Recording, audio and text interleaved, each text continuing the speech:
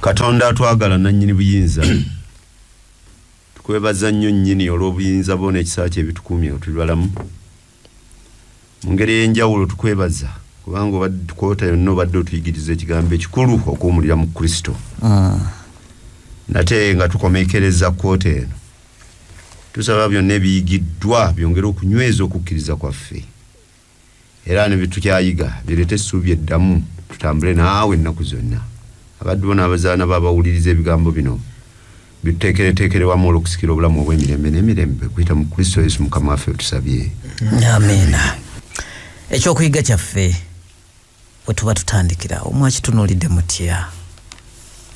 Ekyokuyiga kino kifundikira gye twava ekiwummulo mu Kristo. Ekiwummulo mu Kristo atuyita n'agamba nti mujje gye ndi mmwe mwenna abakooye n'abazitoowereddwa nange naakola ki? N'abawummuza. Bwe twali tukyanalayizi nga twagamba nti mulimu commands 3 come mujje tulina kugenda gyali take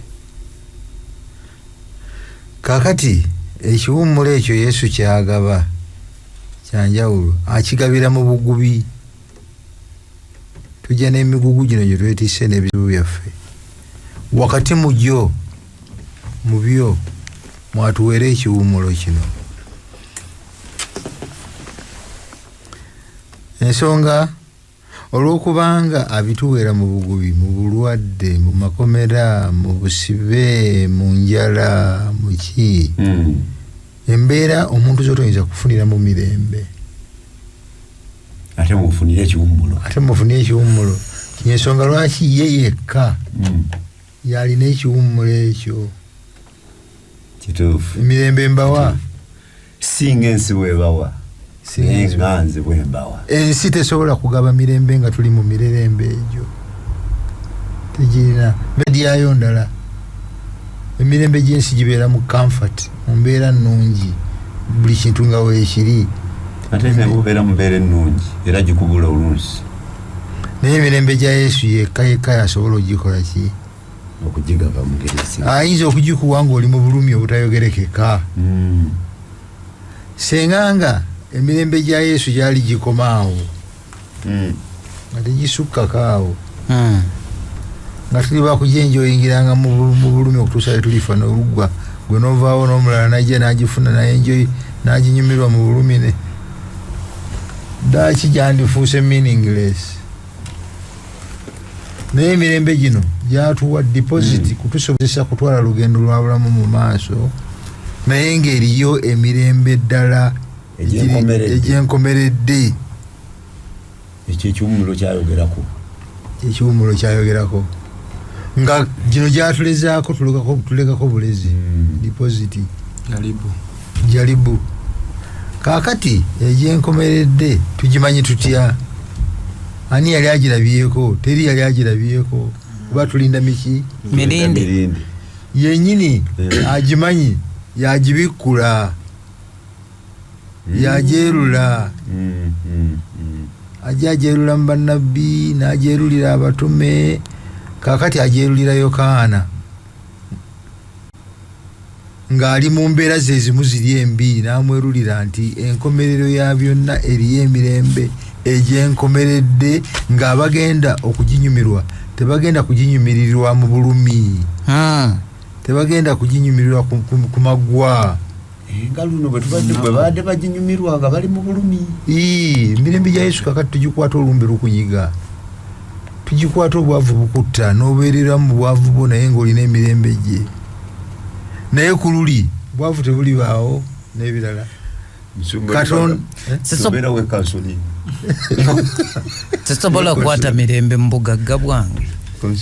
N'omugagga alina ebimunyiga n'omugagga alina ebimunyiga oyo okuba n'obugagga naye nga naawe olina ebikunyiga obugagga bwe bitakolako neweegumiza eyo. Kaakati Katonda bw'aba si agibikkudde n'agitulagako teri yali agirezeeko kubanga kuffe teriyo yali aleze ku mbeera terimu kufa terimu kulwala terimu bwavu teri mukikiwa batabibikudde oyinza obutabitegeera kyava jeri musajja we Yokaana nabimubikulira ensonga tujja gizuula lwaki amubikulira lwaki abibikula abibikula tusobola ate okwongera okufuna emirembe mu maggwa nga tulina essuubi eri emirembe gyenkomeredde n'okwanjula okwonja kusoma omukadde Kiwanuka atusomere olunyiriri okujjukira bwamala atusomere akanjula kasande naye nga bwe kyawandiikibwa nti eriiso bye litalabangako n'okutu bye kutawulirangako n'ebitayingiranga mu mutima gwa muntu byonna Katonda bye yategekera abamwagala.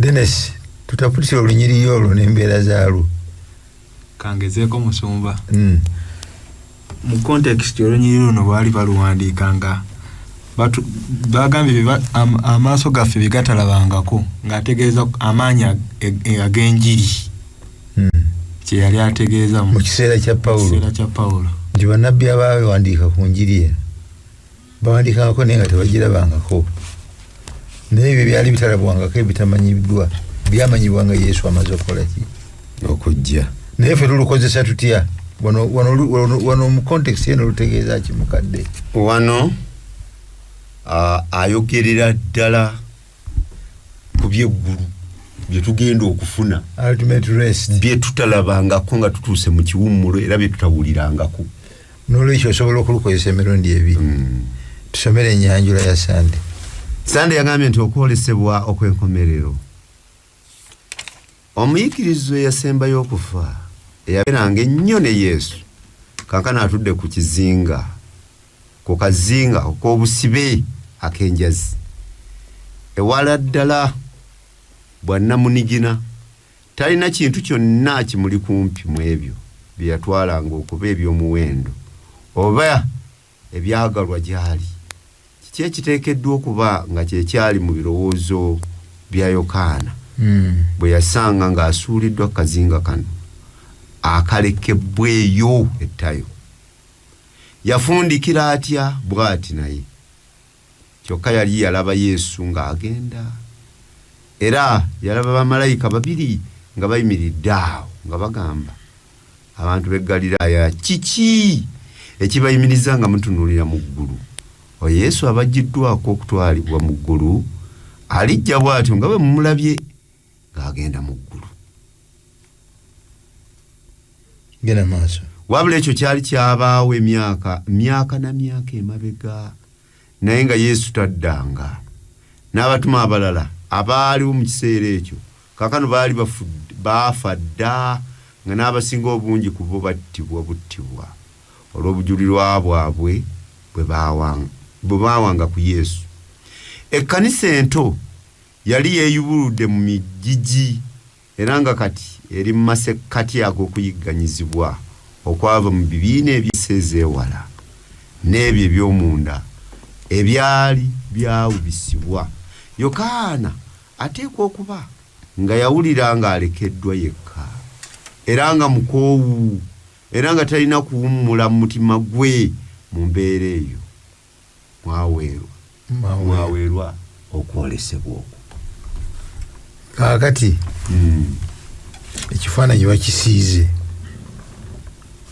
Yokaana yalaba ku Yesu ng'alinnya nga bwe mulabye ngenda era bwe naakola ki andidda kasookedde agenda bano balinze enjiri bagibuulidde mu kutegeera kwabwe enjiri ebunye ensi yonna. Ekkanisa emeze, ekkanisa egaziye ate efunye ebizibu bagiyigganya embeera gyali mu nzibu bamugye mu maka ge bamugye mu booluganda. Omusajja wa myaka 9 n'omusobyo bamututte ku kizinga ekyekkomera. Abaruumi kino bakikozesanga nga komera nga basibirayo bantu. Tekuli kantu kyetutamanyi, tetumanyi oba aliko yekka oba aliko n'abalala naye kwabangako n'abasiba abalala. Ekitegeeza naye yali musibe. Patmos is a prison. N'Amerika balinayo akafo bwe kati kubasibiranga abasiba bakambwe nnyo ab'emisango eminene. Ne kati kakyaliyo. Alcatraz. Ne kati kakyaliyo. bakigalawo nga kiri very inhuman. Okay. Bakigalawo kakati mu mbeera efaanana bweti emalawo emirembe ereeta discouragement. Yesu wasongerawo, bwasongerawo n'amuwa mu lubereberye essuula emu mukubikkulirwa essuula emu olunyiri olusooka n'olwokubiri kiyayise okubikkulirwa kwa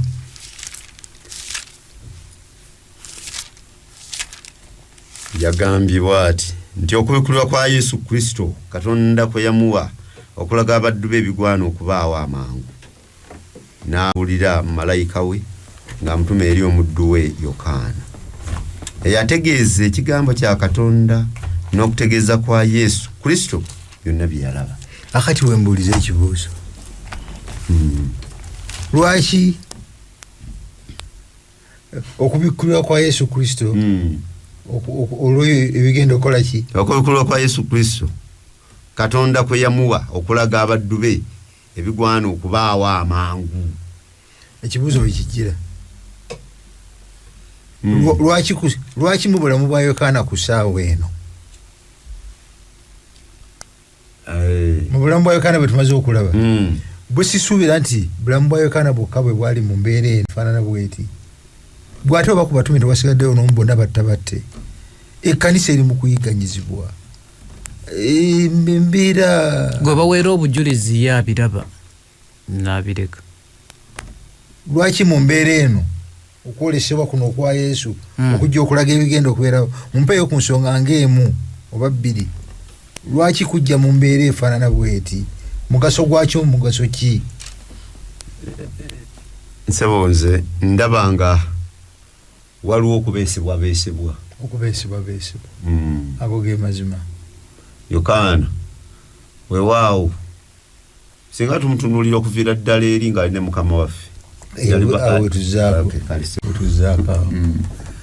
kirala kumuzaamu ssuubi bino bijja kuggwa eriyo ebirala. Kakati bitusomere kuteesa obaddeko kyoyongerako? Tugende n'ebyo musomba. Tugende n'ebyo, va ku lunyiriri olw'omwenda otuuse ku 19. Oba waliwo n'amuyambako Dennis onoosoma 21 olusooka okutuusa ku 5. Nze Yokaana muganda wammwe era seekimu mu kubonaabona ne mu bwakabaka ne mu kugumiikiriza ebiri mu Yesu. Nali ku kizinga ekiyitibwa Patumo olw'ekigambo kya Katonda n'era olw'okuteeza kwa Yesu. Nali mu mwoyo ku lunaku lwa Mukama waffe ne mpulira ennyuma wange eddoboozi eddene ng'ery'akagombe nga koogera nti kyolaba wandiika mu kitabo okiweereze ekkanisa 7 eri Efeso n'eri Sumuna n'eri Perugamo n'eri Sowatira n'eri Saadi n'eri Filadelfiya n'eri Laodikiya. Nenkyuka okulaba eddoboozi eryayogera nange, bwe nakyuka nendaba ettabaaza 7 eza zaabu, ne wakati w'ettabaaza nendaba afaanana ng'omwana w'omuntu ng'ayambadde okutuuka ku bigere era ng'asibiddwa mu kifuba olukoba olwa zaabu, n'omutwe gwe n'enviiri ze nga zitukula ng'ebyoya by'endiga ebitukula ng'omuzira, amaaso ge ng'ennimi ez'omuliro, n'ebigere bye nga bifaanana ng'ekikomo ekizigule ekirongoosebbwa mu muliro, n'eddoboozi lye nga liringa eddoboozi ery'amazzi amangi. Era ng'akutte mu mukono gwe ogwa ddyo emmunyeenye 7, ne mu kamwa ke ne muva ekitala ekisala eky'obwogi obubiri, n'obwenyi bwe nga bulinga enjuba bweyaka mu maanyi gaayo. Bwe namulaba n'engwa ku bigere bye ng'afudde, n'anteekako omukono gwe ogwa ddyo n'ayogera nti, totya, nze ow'olubereberye era ow'enkomerero era omulamu, era nali nfudde era aba ndi mulamu emirembe n'emirembe, era nnina ebisumuluzo eby'okufa n'eby'emagombe. Kale wandiika by'olabye n'ebiriwo n'ebigenda okubaawo oluvannyuma lw'ebyo. Oba tusookaako nga tetunnamalirayo ddala naye olw'obudde Musumba tujja kukwasaganya. Tunakwasaganya. Asoose okubikkulira kwani? kwa Yesu Kristo mugambye nti okubikkulirwa kuno kuli timely kutuukidde mu kiseera okwetaagirwa kanisa eri discouraged kanisa eri persecuted era bamugambye nti byowandiika bigenda mu kanisa omusanvu kiki kyasoose okumulagira ddala okubikkulirwa kuno kusoose kubikula ki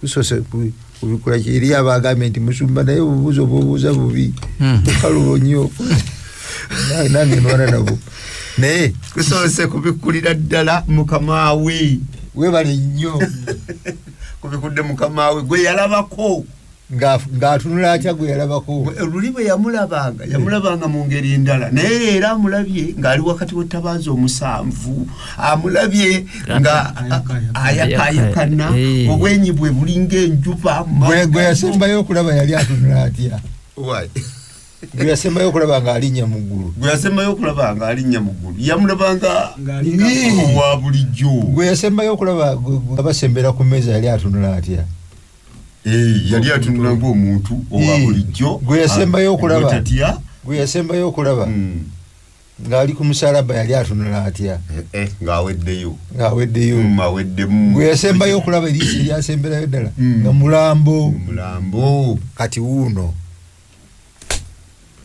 azze mu kwayakayakana wakati mu tabaaza omusanvu nga ziringa ebyoya by'endiga ebitukula ng'omusibo maaso ge nga galinga ennimi ez'omuliro ekyo kiyamba kitya omusajja gwe basibye ku kizinga ali discouraged aweddemu amaanyi nti waliyo obulamu obulala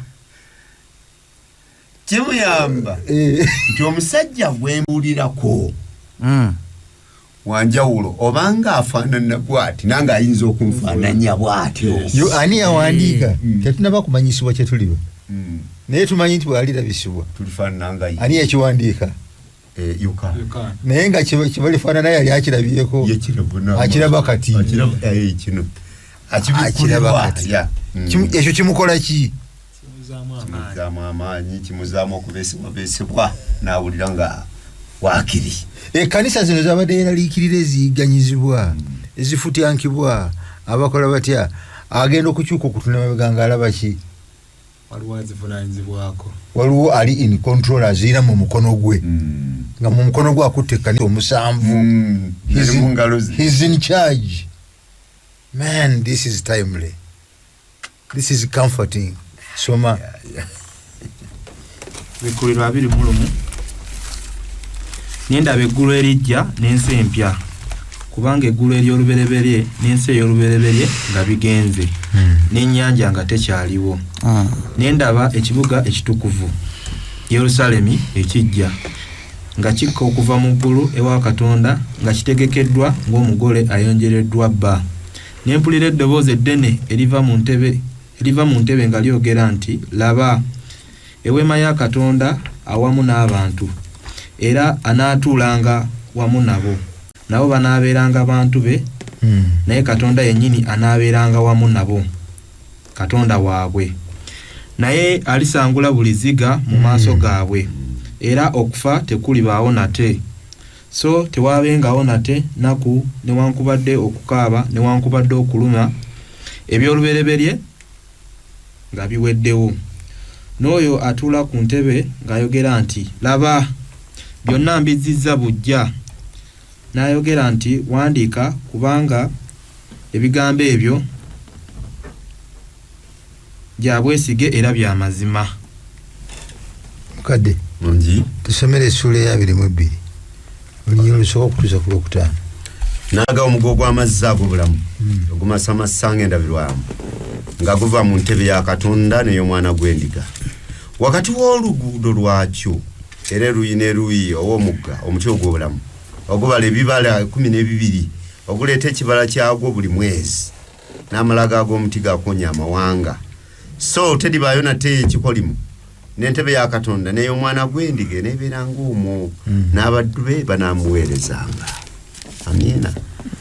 Era banamulabanga amaaso ge era erinnya lye linaabanga mu byenyi byabwe so teebenga kiro nate so teeberengayo okumulisa kwa tabaaza n'omusana ogw'enjuba kubanga Mukatonda anaabanga omusana era anaafuganga emirembe n'emirembe. Buli kiba kituufu ng'ennyanja gye twakoze entuufu. Yokaana ali mu mbeera enzibu. Kiki kyalowoozaako mu ssaawa eyo ekiyinza okuddirira ekikengentereza emmeeme? Nga yakengentererwa Yokaana nga leesi tannaba kubikkulirwa. Kiki ekiyinza okuba nga kikengentereza emmeeme? bingi ne bw'obeera mutume bingi. njagalayo kimu ekinene. Ekinene kigamba nti omusajja enjiri gye tubuulira Ngenda okufiira wano ng'embwa. yatugamba nti agenda kudda mangu. Naye bangu okutuuka ebbanga lino lyonna abatume bonna baba bafudde, abalala bakomeredde ku misalaba, abalala basaze na misumeeni. Nze kati nze nsigaddewo naye kituufu anadda. Ye yatandise okubuusabuusa. Ebyo byaffe kubanga si yabyogera naye ffe tulowooza nti emmeeme ye erabika ng'etandika okukola ki. Ne bankwata n'okunkwata ne bansuulira ku kizibu. otandika n'okwebuuza ngenda kufa ntya oba ngenda kufa ntya. Ebyo byaffe byabakaddemu abavubuka tebinnabatuukako. Naye bw'otuukako eno otandika okwewuunya oba naagirira mu tulo oba naagira ntya. Naye ali mu kukomera ku kizinga okutali bantu okutali kiki. Talowooza namu naaga nti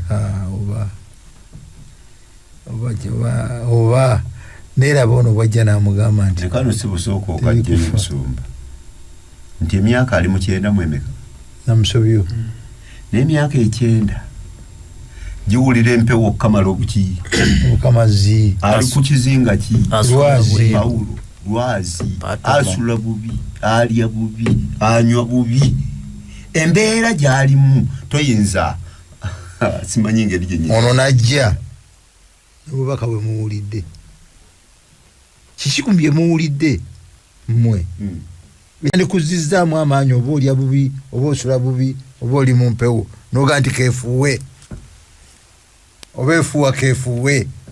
Kiki bye muwulidde ekyandikuzizzaamu amaanyi? Dennis kyensasobolera nendaba eggulu erijja n'ensi empya. Manya nti yadde ndi wano mbonaabonera ku eno naye waliwo something better. Dendi Gundis Kuteesa. Nze ndaba nga yatunulira n'alaba nga Katonda gwe yalaba, Yesu Kristo gwe yalaba ne kaakati gwalabye. Ekyamusibya kubuulira njiri nannyini njiri amutuuseeko mwenyewe. Mukadde essula ya 22 Yokaana ayinza okuba nga n'amazzi yali tagafuna ganywa. Aho nga nendaba omuggo ogw'amazzi ag'obulamu. Aga amazzi gokka amazzi si bwe bulamu gumuzaamu amaki mbona yati ekyekubunyisa mbu amazzi ag'obulamu nga gumasamasa ng'endabirwamu byatunuulira tabirabangako. naye akakasa kakati nti gyebiri kubanga abyogera amulabako n'agage tamulabako. Waliwo ekyatutuuka kankireke katutuukako ekyatukanga. Tubeera n'abantu betutamanyi, abantu betutamanyi naye twabeerako n'omuntu gwe tutamanyi mu bumagetisi obukadde mu naakani mu bugundi naye waaliwo embeera eyaliwo ne tumusanga ku mukolo nemwewuunya nga si oli mayinja katubirekeraawo. Kaakati basebo embeera eno naffe erinawe etukolerako weyinza okutuyambira okubikkulirwa kwa Yokaana Katonda kwe yamuwa na bino bye yamulaga ebigamba that there is something better coming.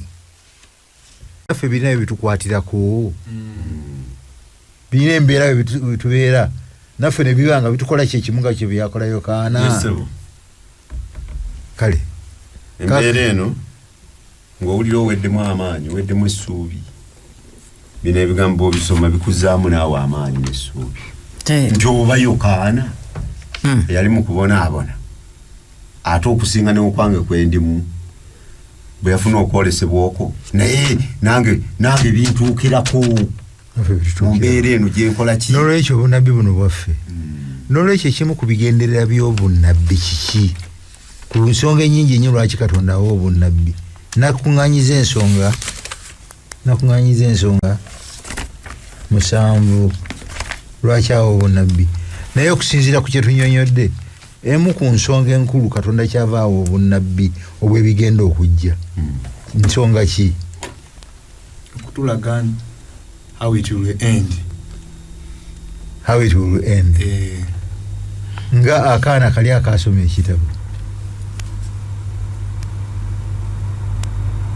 kagenda kagula nembakawo ekitabo nekagenda kakisoma kiro kakati kaba kakisoma nekalaba nga waliwo omusajja atta abantu akola obubi nekadduka mangu nekagenda ku nkomerero ekitabo nekakibuuka kyonna nekagenda ku chapter esembayo kagenda olwa ku chapter esembayo nga main actor mu kitabo kino mulaba amusse amuwangudde kakati we kamaliriza kamaze okutereera emmeme nekaddayo ebi kasome ebibi bekagenda okubisoma kalina we katuuka nekakyamuka nekagamba nti if you knew kagamba omulabe if you knew kakati kitaye waako ali mu kisenge yeewuunya kiki ekigenda mu maaso mu kisenge kya mutabani wange kyaba asoba najja ku luggi if you knew kitaye kyavaako nkola nayingira if you knew what's going on in this bad fellow if he knew that the good kinyonyodde ekintu kyonna kyetubaddeko ebitutukako senga bimanyi that there is something better promised. Akati katugende mu maaso. Yohana mugambe nti yaliko ne Kristo ng'omuyigirizwa ate nga wa mukwano asinga okubeera naye n'amuwuliriza bigamba nti yabeeranga naye ne mu kifuba n'amuwuliriza byayogera n'amuwuliriza byasoma byasomesa okusinga ennyo n'awulira n'ebisuubizo byewanga ebimu nga bikwata ku bino nebigenda okujja era ebyamugumya mu mbeera eri yabadde abuuliriramu okutuusa waatuuse ku lwazi luno ng'akyali mugumu nga biruwa byeyajjukiranga dabandi wamunamu okutuusa emirembe gino giriggwawo ekyo osanga yakikwata mu mutwe akijjukira nga ali kukomera ku lwazi naye kimubeezaawo ekirala ebyo mbibabuulidde mube n'emirembe munsi munsi mulimu ennaku naye mugume kubanga nze mpangudde. Amiina. Ye yawangula. Kuteesa olinayo ekirala kyosuubira nti Yokaana kyamugumya nga ne kubikkulira tannaba kujja kyaliwo nekimugumya bingi. Mutima gwammwe tegweraliikiriranga mukkirize Katonda nange munzikirize. Nyumba ya kitange mulimu ebifo bingi singa tekiriwo ekyo nandibagambye kubanga ngenda obateekerateekera ebifo kubanga ngenda obateekerateekera ebifo nabandikomo nate nembatwala gyendize gyendi nammwe mukole ki obikwata otya mubeere mukama yakuwa omukisa mukimu ku bye yali amanyi ekigenda okuddibwamu yesula eyali ekwata ku bigenda okujja mu maaso bino bye bagenda okumulaga mu kubikkuliro gwe gunaba gusoose ebimu nga tabirabangako nga tabiwulirangako kituufu nga tabiwulirangako ddala waliwo bye yawulirako naye waliwo byeyawulirako nebyeyalabako byeyawulirako byebirwa byeyalabako byebirwa byeyalabako yalaba ku ono Yesu yamulabako ate n'obuyinza bwe yabulegako ne ku byagenda okumugamba ebigenda okujja mu maaso ebikulu ennyo nabyo ebimu yabiwulirako katugambe n'essula eya 24 ey'Amatayo ekwata ku ki bigenda okubeera kwata kujja kwa Mukama waffe ng'ebintu bwe birireera tusomereyo tulabe 24:3 kutuusa ku Lwomunaana.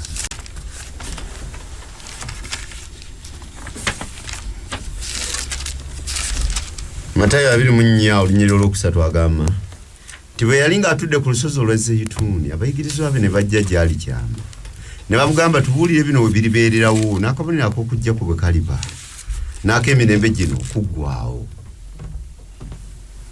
Yesu n'addamu n'abagamba nti mulabe omuntu yenna tabakyamyanga kubanga bangi abalijja mu linnya lyange nga bagamba nti nze Kristo balikyamya bangi muliwulira entalo n'ettutumu ly'entalo mulabe temweraliikirira ng'osoma abawuliriza ne bannaffe batuwuliriza baseeyesera bali ababuuziza tulimanyira ku ki bubonero ku ki obula n'atumanyisa nti okujja kukutuuse.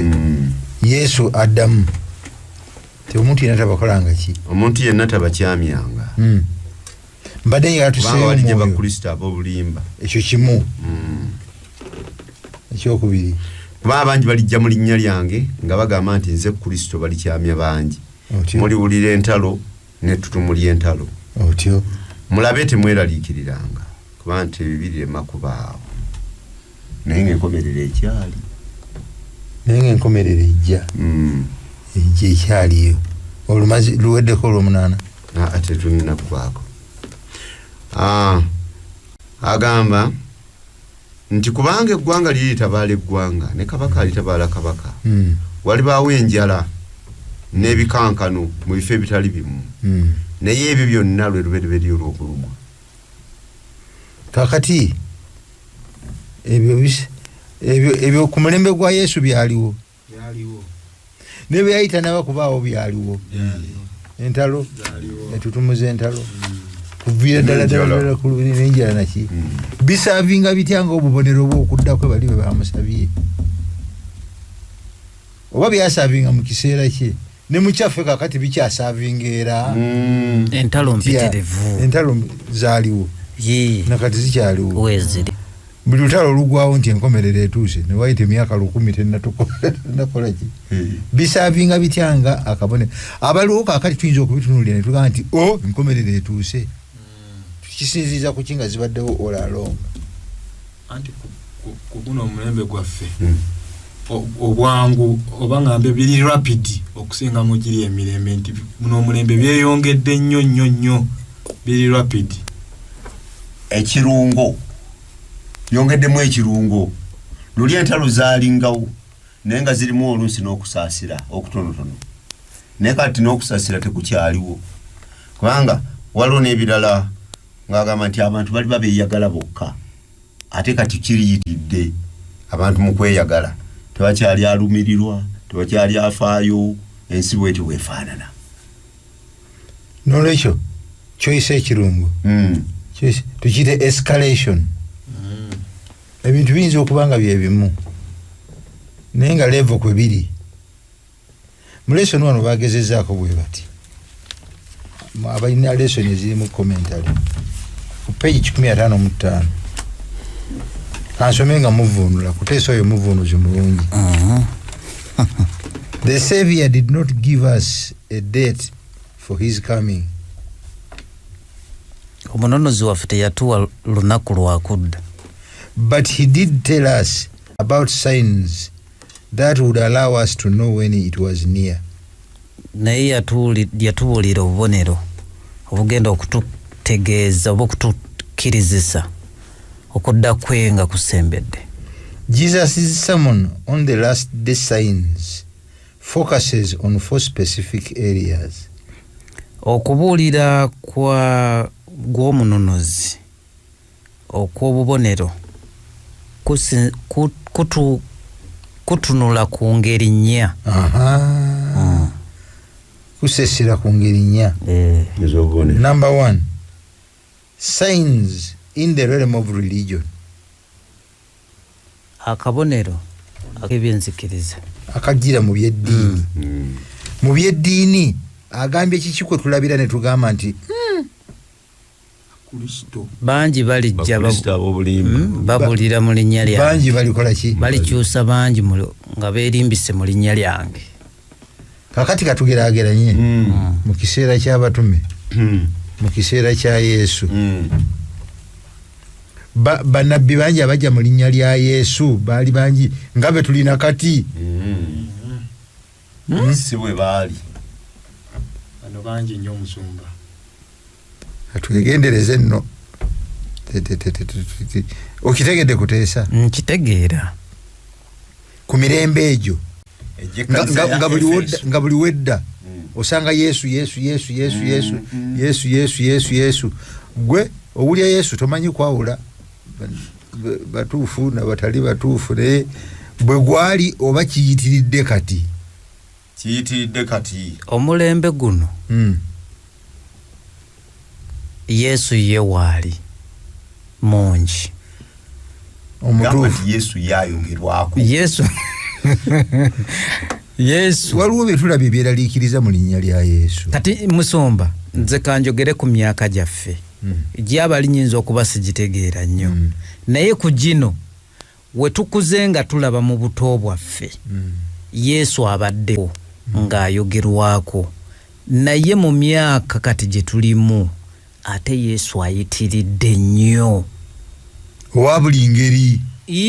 Anti kyetwogerako Agambye nti mwekuume balijja ab'obuki ab'obulimba. Buvunaanyizibwa bwaffe buvunaanyizibwa ki obutasenebwa ba bulimba? Tutya kuyiga kigambo kumanya nga tutegeera amazima. Kumanya kikukakatako okuba n'akasengejja ku Yesu omungi ono. Yesu omungi ono aluwa ayogerwako.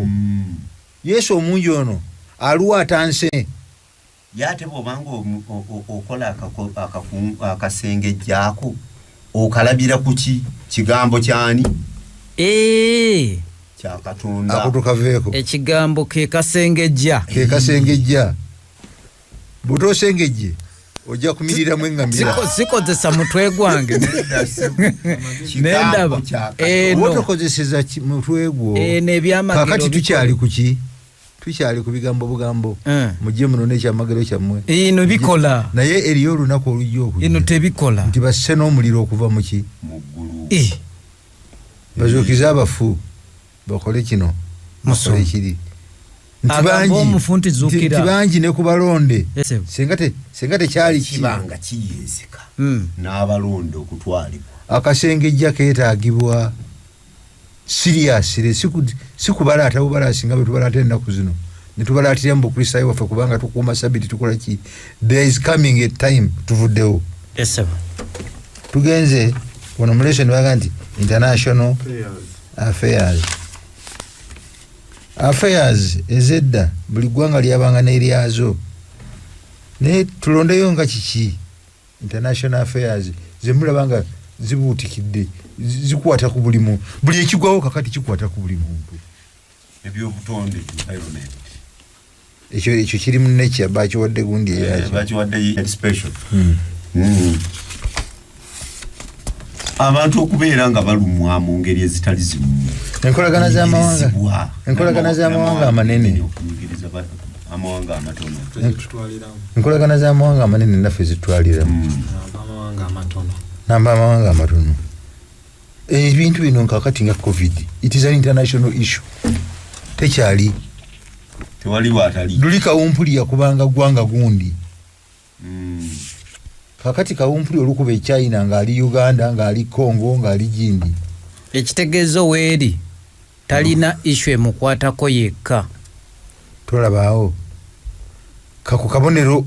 Luli twawuliranga nti b'Ebengaazi Lukoya. Naye ogenda okuwulira nti ate gwe banoonye Ebengaazi yaddukidde Uganda. Bamunoonya mukuba. Ako kabonero. Nature. Nature. Waliwo ebyobuwangwa akabonero akava mu byobuwangwa nature. Kiki kyemulaba mu nature ekitabuse naye nga kitabuse kumpi ensi yonna kyagala gizingiramu. Twawulira juzi wano omukadde Kaggwa omusumba Kaggwa ng'atapota obunnabbi. Buli miriro egyakakakati tegibangawo. Nado ntunuulira omuliro ogwaka mu Spain n'entya nagutidde nga gulina ensasi amataba natunuulidde wano ewaffe e Burundi nga gali e Burundi togenze wala e Burundi tewabalabye ku mawulire eggulo nga batandise kwetangira nga bukyali amataba empewo emikambwe ebyo byonna biraga bubonero buli international society nga yekyanga homosexuality nga buseegu obwa buli ngeri tekikyali kyanseemu kikwewuunyisa ne ku ZTV musaawe ento ez'abaana abato b'emyaka 5 bali ku ZTV bali oli ayogera bya buseegu bazanya bizanyo bya buseegu kwegamba n'otunula ensi neekukola ki munnange tuvuga speed wanagamba nti these signs include follows spiritual revivals, global conflicts, wars, famines, natural disasters, pestilences, pandemics, rising crime, increased violence, waning immorality, and finally the rapid spread of the gospel to the world. Ako tetwakasomye nako gyekali kyagamba eriyo bangi abajja okugamba nti buno tebukyali bubonero kubanga byakola ki byali bibaddewo okwo naye tebibeerangawo okuleva eno fe abali ku mulembe guno tubimanyiziza bumanyiza maaso namatu twaguba naye tebibeerangawo okuleva eno afuddeyo okusaayo omwoyo n'abiraba kuleva kwebiri n'abiraba nti bino tebikyali bye Uganda bino byansi yonna omuntu agamba nti ali kumpi sebo tusomere olunyiri olw'omwenda okutuusa olw'14 lwe bali bawaayo mmwe mubonyaabonyezebwe bali batta nammwe mulikyayibwa amawanga gonna okubalanga erinnya lyange mu biro ebyo bangi bali esitala bali waŋŋanayo balikyawagana ne bannabbi bangi ab'obulimba balijja balikyamya bangi era kubanga obujembulinga obungi okwagala kwasinga obungi kuliwola naye agumiikiriza okutuuka enkomerero yalirokolebwa n'enjiri eno ey'obwakabaka eribuulirwa mu nsi zonna mawanga gonna okuba omujulirwa n'enjiri eno ey'obwakabaka eribuulirwa mu nsi zonna okuba omujulirwa mawanga gonna awo enkomerero n'eryoka ejja kakati ekyenjiri kabonero mukanyonyoleko tulabe twalabye wano kampu meeting zaffe nga n'omuntu ali e China ku Zoom abeerako kati enjiri etandise okutuuka buli wamu wonna nga tukozesa emitimbagano gino egya social media ate mu bwangu ate mu speed eya waggulu musumba ne mu nsi gye baawera eddiini okuggyako nga social media omuweerera eddala eri abagiwuliriza mu nkukutu sebo musumba waliwo n'akalala ennyo mu byenjiri nti osanga ku makubo ng'abantu bagenda boogera ku Yesu wano yataddewo ekizindalo yayogera kwani ku Yesu kakati gwe kubanga Katonda yakuwa amagezi n'akuwa n'okutegeera bw'osanze ayogera ku Yesu ofuddeyo naawe osome otegeere kyayogerako bw'oba tofuddeeyo oba omujulirwa si kyekyo musumba mujulirwa ye yakituuse dda n'olwekyo mukama waffe anaatera okudda olw'ebyo byonna bye mwogeddeko bw'aba anaatera okudda kinkolako ki ku kukkiriza kwange ku mbeera zange ku ntalo zange ku bizibu byange kituukirize oli kyeyavaawo ensonga zino kikuwa okuwummula notegeera nti newankubadde nga waliwo ebinsoomooza eriyo ekijja naye nteeka okuwummulira mu ono Yesu bw'anajja alyoka atampa ekiwummula amiina dayo somo olw'okumi ekibuuzo kino kijja wakuteesa ojja kukiddamu nga bw'onooba osobodde naye agumiikiriza okutuuka enkomerero yalirokolebwa addayo ku lw'12 era kubanga obujembulinga obungi okwagala kw'abasinga obungi kuliwola genda maaso naye agumiikiriza okutuuka enkomerero yalirokolebwa bino byonna byamaze okutotola waggulu byetulabye mu kategori za byenya byetulabye n'ogamba nti international affairs tuzirabye tulabye ebya society tulabye ebya nature obubonero bwonna bulaga eriyo ebyokuyiganya eriyo ebyaki agambye nti naye agumiikiriza he who endures to the end shall be saved. Agumiikiriza okutuusa enkomerero akikola atya? Agumiikiriza ki? Bibino bamaze okubimenya waggulu tubimaze. Yesu abiraze ebizibu ebijja okubeerawo. Naye agumiikiriza okutuusa enkomerero akola atya? Akikola atya? Busumba. Bwekikaluba ngongo tukisindika. Kanchidde mu nganze bwenkyewulira. Nga bwenkyewulidde. Agumiikiriza. Njagala nnyongere n'okukinoganya. Okumanya embeera egenda kubeera mbi. Yajogeddeko nti waliwo ekiseera ekyokulaba ennaku ekitabangawo kasookedde ensi ebeerawo okutuusa enkomerero y'ensi. Mu nnaku zino tetumanyi oba olwedde mwetuli oba tekinnekolaki oba tekinnatuuka. Okumanya kyakabi nnyo. Agattako n'agamba nti njagala okumanya biriba bibi n'abalonde singa kyali kisoboka bandirugendeddemu. Naye agumiikiriza okutuusa enkomerero. Agumiikiriza akola ki? Akola atya? Kusoma byawandiikibwa n'abitegeera. Okay. N'ategeera nti bino byonna weebiri naye tulina obulamu obujja, tulina emirembe egijja gye tugenda okugendamu ne Kristo waffe. Yokaana yakitegeera ku kizinga Patmo newankubadde ndi mu busibe gyali nannyini kukkiriza kwange era n'amulabikira. Naffe kaakati tukirabyeko Musumba nti newankubadde tuli mu nsi ey'okukaayana, mu nsi ey'embeera ey'okulumwa ey'okukolaki, waliwo ekiseera we kituuse nga tetuliiwo ku bwaffe. Tozinza kusalawo nti nja kufuna COVID, embeera y'obulamu sigwe wajeewa nti esobola okulwanyisa akalwadde nga kakuyingiddemu ne katakolaki ne katakutta. Kwegamba nga bya Mukama Katonda. Ekitegeeza nti bw'oba ogumidde ku Katonda n'okkiririza mu ye nti ye nannyini byonna era yajja okutumalizaako buli kimu, tujja kutuuka ku nkomerero. Oba binyiga bitya? Oba bitya? Dennis. So ekibuuzo ekirala kyoganye nti agumiikiriza ki? Agumiikiriza okunoonya ekituufu. Oli kyagambye nti asoma byawandiikibwa. Era ssebo nga tumaliriza ekibuuzo ekyo tewali agumiikiriza birungi. Buli agumiikiriza biki? Bimunyigiriza. Bizibu binyigiriza. Ssebo. N'olw'ensonga eyo nga tuli mu kulindirira okudda kwa Mukama waffe, ebinyigiriza bigenda kubaawo ku levo etebangawo. Era ebyo ebinyigiriza nga weebiri byagamba nti abigumiikiriza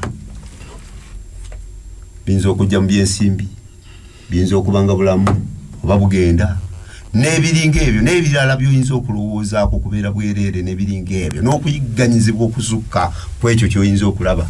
Nirawo obuuzo bubiri. Oba kasukka nange nyongereko ndooke mubuuza akalala. Naye nga sinnakeerabira. Njala obwongo bumanyi okuvaako. Njala nkabuuze nga sinawa nsonga yange. Mu kulaba kwammwe tuli mu kiseera ekyo. Kakati awo tujja kukakigaziya. Kanzireko emabega. Mu lunyiro lw'12 yagambye atya? Olunyiro lw'12 yagambye nti era kubanga obugyemu bulinga obungi, okwagala kw'abasinga obungi kunyuma. Okwagala ki? Okuliwola. Kwagala Katonda. Abantu boogerako kati mwogere. Akati musooke mugolole ensobi. Musooke mugolole ensobi. Okwagala kw'abasinga obungi kulikola ki? Kuliwola. Eri abaagala ekkanisa bakyamu. Njagala nje ekkanisa yange. Ayagala ekkanisa. Njagala nnyo amazima gano.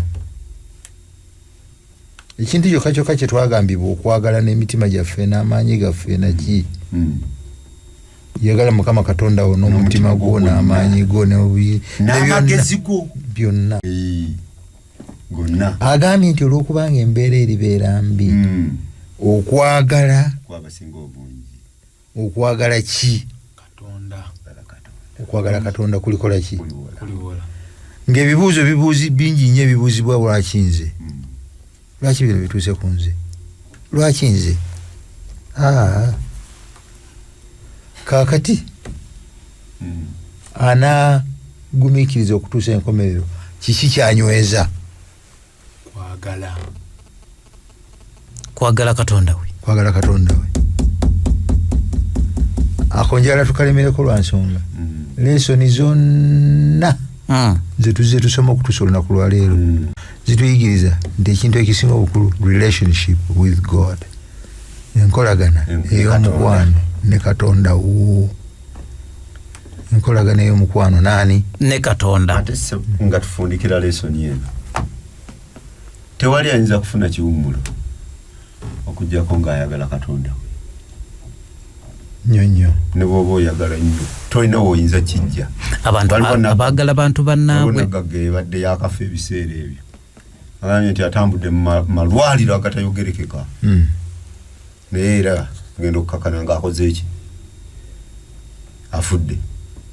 Nebe nawudde bamwogerako ate nga binnyo oluvannyuma. Naye kyengezaako okugamba nti okutuusa nga tukkiriza okwagala Katonda waffe y'engeri yokka gye tuyinza okufuniramu ekiwummulo. Akati katweyongereyo mu maaso. Dakiika ziri 10 ezibulayo okuyingira okuwera essaawa 5.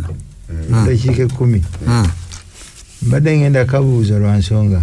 Kaakati abagenda okuyita mu mbeera zino, abali wakati mu mbeera zino, okusinziira ku Yesu byagamba Yokaana, tebatuula butuuzi. Ekiragiro kiga nti mugende mu nsi zonna mukole mutya? Mubuulire enjiri. Nga mubabatiza okuyingira mu nnyina Kitaffe ne Mwana ne Mwoyo Mutukuvu. Nga mubayigiriza byonna byenakola ki? Byonna balagira kubanga laba ndi wamu nammwe okutuusa emirembe gino giriggwawo. Ekibuuzo kino kya mukadde kiwanuka. Kigamba sengange ekitabo kyakubikkulirwa tekyawandiikibwa ekigamba mu kubikkulirwa 14:67 nti nempulira eddoboozi eddene nga ligamba nti senga tekyawandiikibwa ekyo nga tekyabikkulirwa Yokaana waaliwo ebimala okutwala obubaka mu maaso. Esebo Musumba ebimala byaliwo 14:6 yabadde ayogera ku nsolo. Wali tuvudde mu okay. Yamugambye nenda malayika omulala ng'abuuka mu bbanga ery'omu ggulu ng'alina enjiri ey'emirembe n'emirembe okubuulira abatuula ku nsi na buli ggwanga n'ekika n'olulimi n'abantu. Ogwo gwe gwali gusoose. Ayogera n'eddoboozi eddene nti mutye Katonda mumuwe ekitiibwa kubanga ekiseera eky'omusango bwe kituuse. Musinze yakola eggulu n'ensi n'ennyanja n'ensulo z'amazzi. Gwe gwali gusoose okulagira enjiri egende mu maaso. Nedda Mukama waffe bw'amala okuzuukira n'agamba nti mpeereddwa obuyinza mu ggulu ne ku nsi. Kale mugende mufuule amawanga gonna abayigiriza nga mubabatiza mu linnya lya Kitaffe n'ery'Omwana n'ery'Omwoyo Omutukuvu. Amiina. Mbo nga mubayigiriza byonna bye nabalagira. Kaakati Yesu Kristo abikkulira Yokaana okubikkulirwa okupya. Ekyenjiri kyabikkulwa dda ate akiddamu wano. Njawulo ki wakati wakiri kye bamanyi olwedde kyabaweebwa aleese kipya kyekirimu? Ekipya ekirimu wano bw'abadde aleeta ekipya ekirimu nti eno enjiri ate egenda kubeera ku sipiidi ey'ekika ekyaki ekyawaggulu. N'amalayika omulala ng'abuuka mu bbanga ery'eggulu. Enjiri eno egenda kusaasaanira ensi yonna ku sipiidi ey'ekika ekyaki ekyawaggulu kubanga malayika mubaka weewaawo ate tatuula mu kifo kiki kimu. Etegeeza ebigambo Yesu bye yali yayogera eri azuukidde bigenda kutambula ku sipiidi ya kika kyaki mu kiseera kino eky'enkomerero.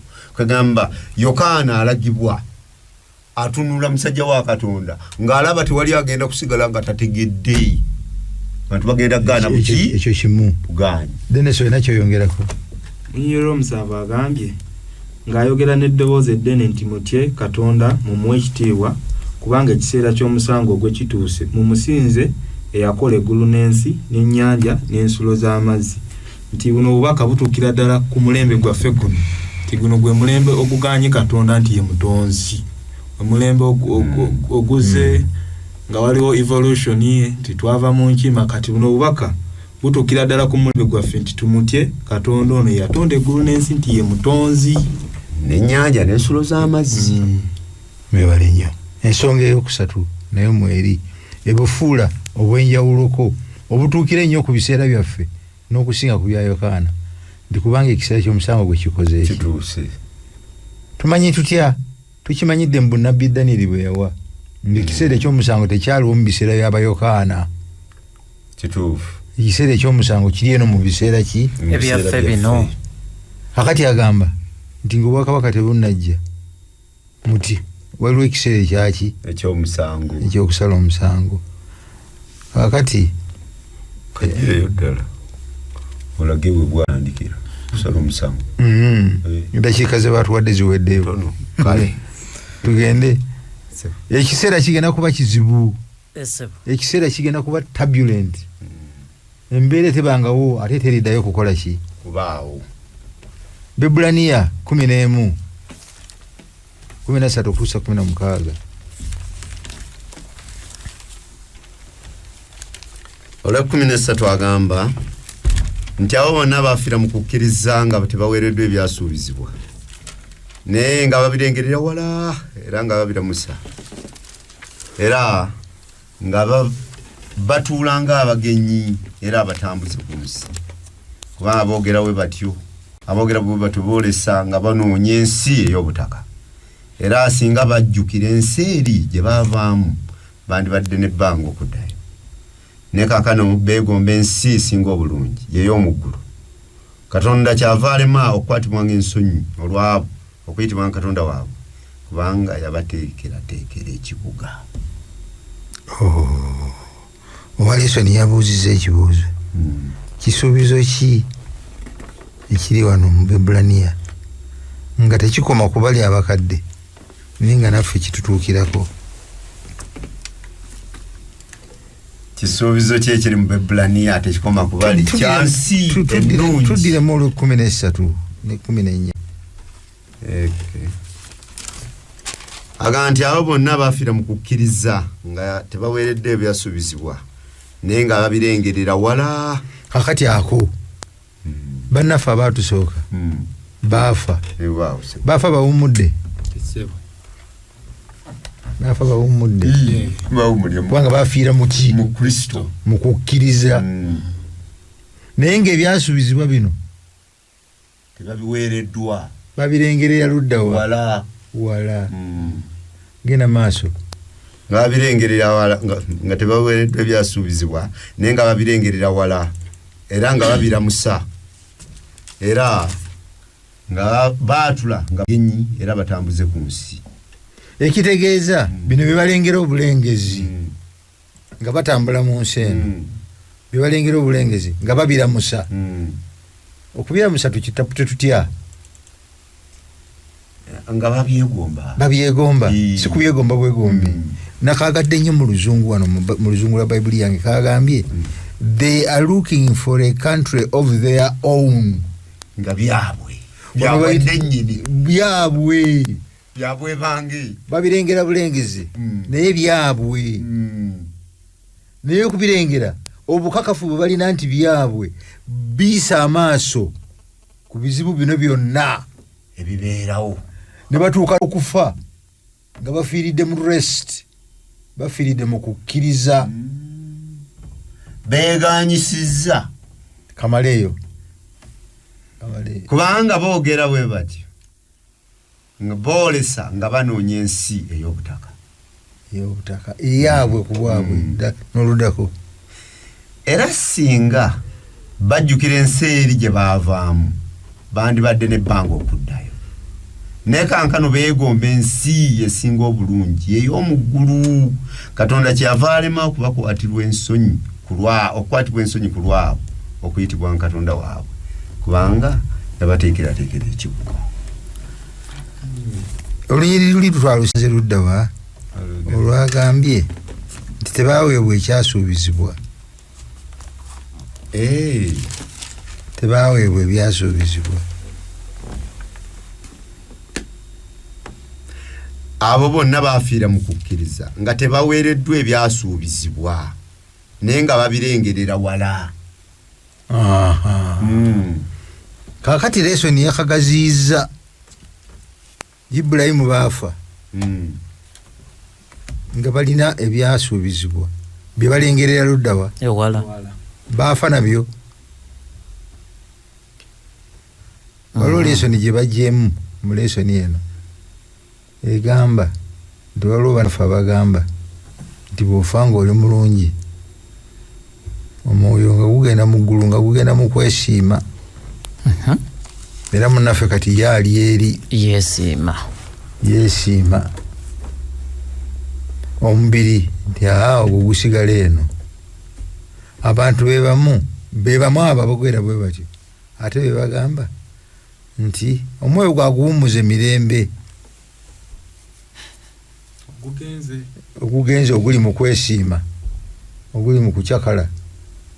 Oluusi abamu ne bagamba nti n'okusabira gusabira ffe abali eno ate gwe gumu ate gwe bagamba nti omwoyo ate baguwumbuzi.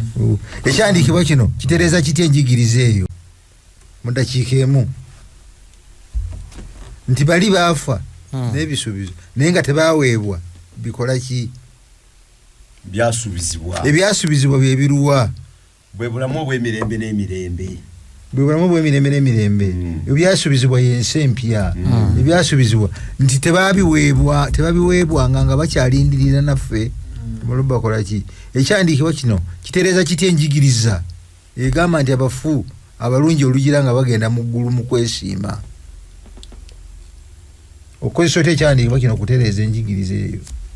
Nsabo ekyawandiikibwa kino kituyamba okutegeera nti omuntu bw'afa afiira ddala era n'ateekebwa mu ttaka talina kimuvaamu kyanjawulo kigenda mu kwesiima ate kirala ne kidda bwe kiti. Naye Katonda anyweza ensonga eno ekyawandiikibwa kinyweza ensonga ezo nti newankubadde ng'ofudde ng'ofiira mu Mukama waffe osigala owummulidde mu ye ng'olindirira bwana. N'olwekyo abagamba nti awummudde okutegana kwe awummudde mirembe batuufu. Bw'oba owummulidde mu Mukama waffe ng'ofiiridde mwani tulinayo olunyiriri Mukama waffe balina omukisa abafu abafiira mu Mukama waffe waawo okutanula kankano kubanga bigenda nabyo ebikolwa byabwe bagenda nabyo. Yesu ku Laazaalo yagamba atya? Yebase mukwano ffe yebase. ekitegeeza bw'owummulira mu Kristo oba weebase. Kyenkyagalako okimanyi njagala kakati kubatabulatabula nfuuka omulabe njogere ng'omulabe wa Setaani so nga ate genjogera ge mazima. Okimanyi nti bwenfiira mu Yesu era mbanga kumpi era kumpi mbanga era agize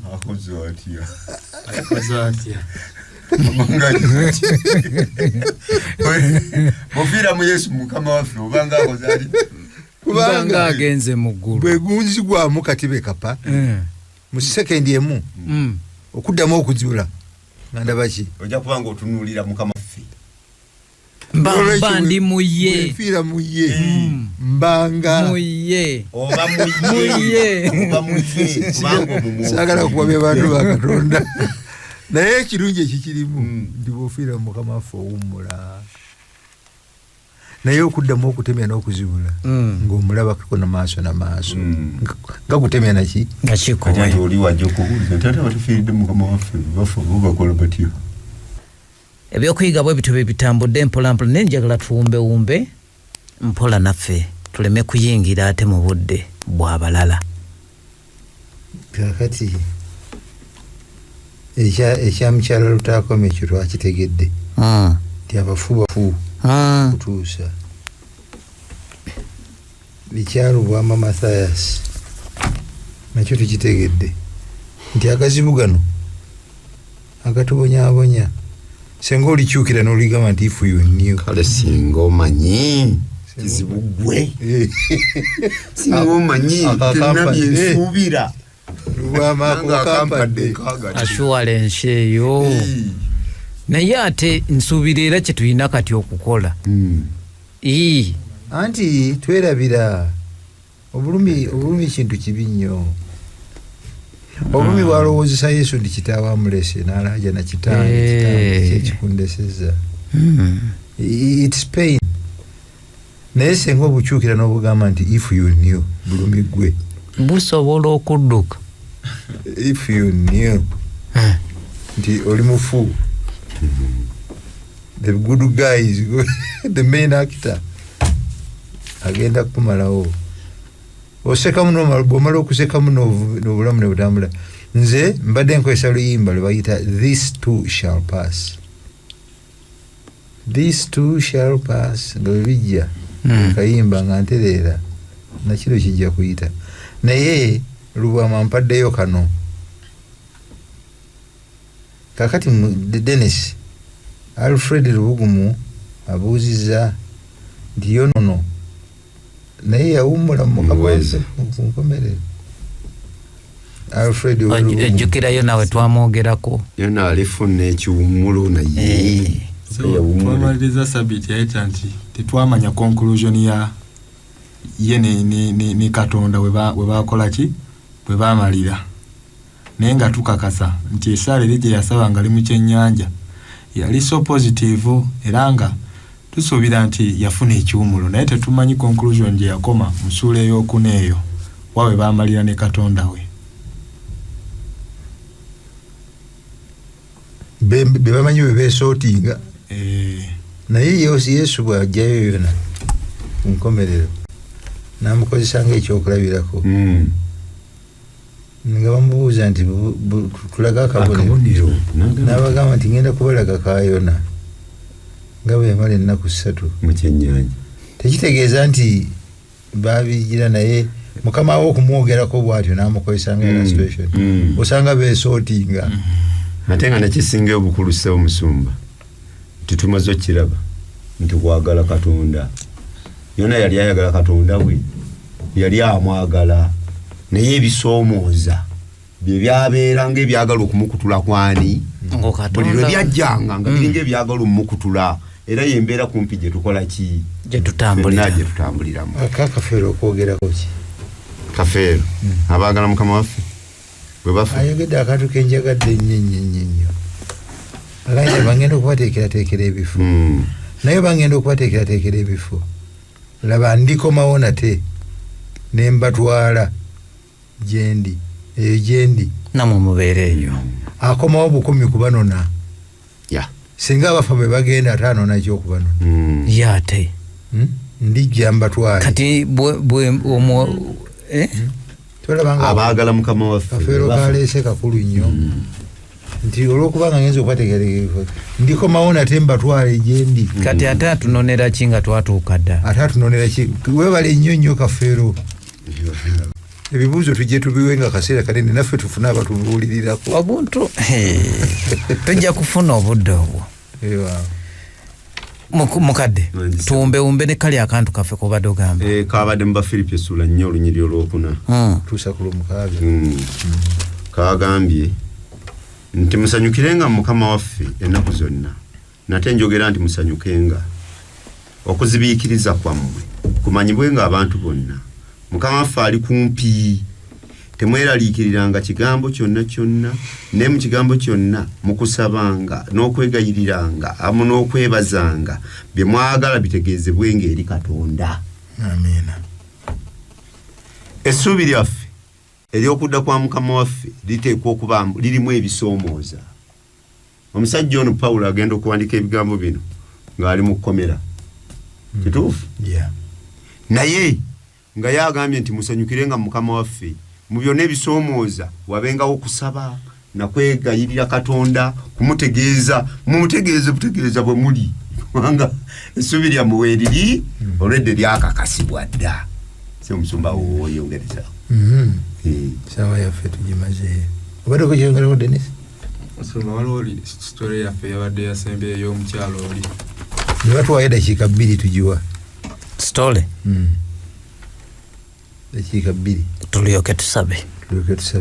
Story yabadde mu lesson era abalina lesson bangirabye. 159. Page 159. Omukyala yalwaza omwana kansa. Obulwadde obuliverereya. Olwokubanga baali bakristaayo n'akuŋŋaanya banne bonna basabe. Ne basabira omwana naye nga kye basaba specifically. Basaba kyamagero omwana ono akole ki? Awonyezebwe. Naye waliwo bwe byatuuka.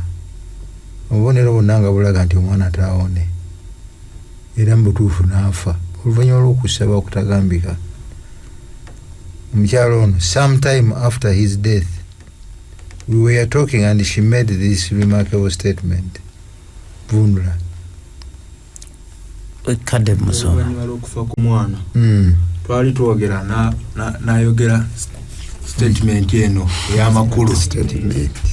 Although there is a deep throbbing pain in my heart, Tiyadde waliwo God has given me a peace that passes understanding. Tiyadde waliwo obulumi obw'amaanyi mu mutima gwange. Katonda ampadde emirembe egisukka ku kutegeera kwange.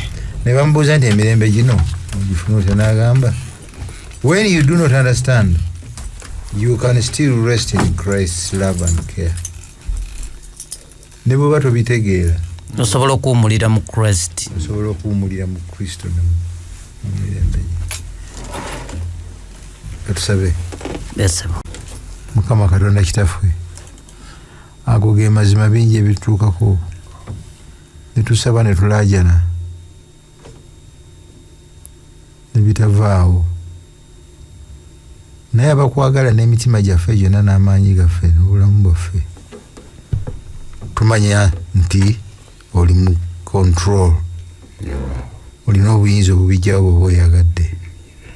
Bw'oba tobijjeewo bisigalawo lwa bulungi bwaffe, ne tukunywererako ne tutaseeseetuka ne tutagwa n'amaanyi gaffe ne gataddirira. Ffenna otuyambe okukola nga bwe tutyo okutuusa lw'oli tutwala eka mu linnya lya Yesu Kristo Mukama waffe. Amen.